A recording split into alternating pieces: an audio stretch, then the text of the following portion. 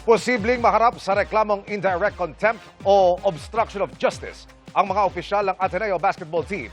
Kabilang po si Coach Tab Baldwin. Kaugnay pa rin ang pagkasawi ni Rene Baterbonia at Divine Adili.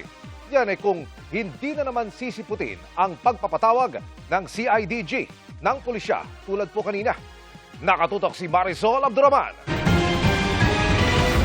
What I can say right now is this investigation is now turned into a possible homicide investigation or hazing investigation.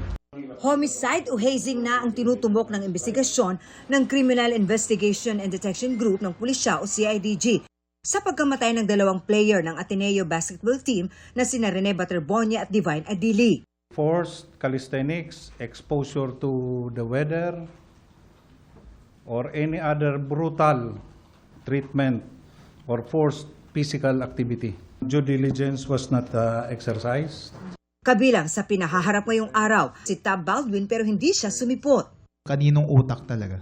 Right now, all direction pinpoints doon sa head coach. Thanks, sir. Thank you, sir. And we're not totally exonerating, the investigation is ongoing. Ang head ng Athletics Department ng Ateneo at mga abogado ang nagpakita kanina. Muli raw ipatatawag ng PNP-CIDG ang mga opisyal ng Ateneo basketball team na hindi sumipot ngayong araw. Ito'y para magbigay linaw nga sa nangyaring insidente.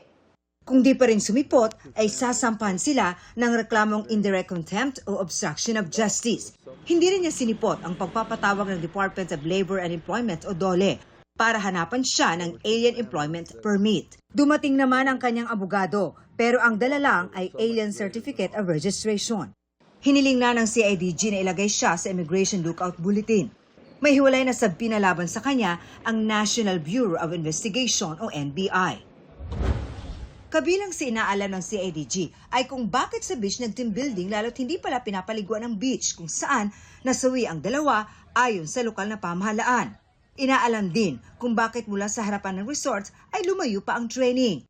Ipinatawag na lahat ng nakasama sa training bilang resource person. Have they considered na these players are basketball players and not swimmers? And we will also be asking, out of the 7 training staff na kasama, swimmer ba sila? Diba? Or who conducted the CPR? Inaalam din kung pasok ang ginawa nila sa ipinagbabawal ng anti-hazing law ng Pilipinas o yung physical o psychological na pagdurusa ng isang bagong kasapi para makapasok sa isang fraternity o organisasyon. Lumabas din sa investigasyon ng CIDG na ang Ateneo basketball team ay autonomous at pinatatakbo independently ng isang foundations, ang Smart Communications. Sa kumpanya umano nakarehistro ang sasakyang sinakyan ni Coach Baldwin papuntang Aurora. We will be issuing subpoenas sa SMART to help us shed light also. We will see po sa course ng investigation. Sinusubukan pa ng GMA News na makuha ang panig ng Smart Communications. Marisol Abduraman, Nakatuto, 24 Oras.